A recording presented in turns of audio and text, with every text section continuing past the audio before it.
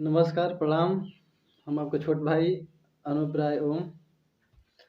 और इस समय हमनी के बानी जा फिल्म लंका का सेट पर। तो अभी अभी एक ठो जबरदस्त बोलबम का गीत आइल है।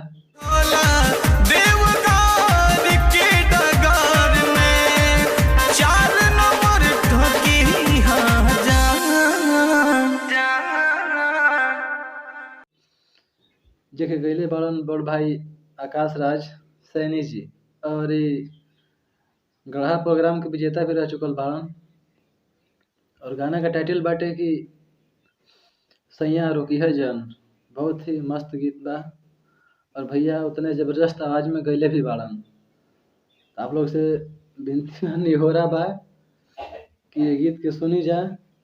गीत के प्रोमो ये वीडियो में हम दे तनी। अच्छा लगी तो गीत के लिंक के माध्यम से आप लोग पूरा सुनब जा। और गीत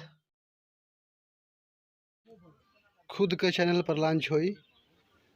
जौना चैनल से गाना के सुनी जा और अच्छा लगे तब लाइक कमेंट शेयर मारी जा। बस इतने उम्मीद रही आपको छोट भाई अनूप राय ओम का आप सबसे। बाकी आगे मिलते जा।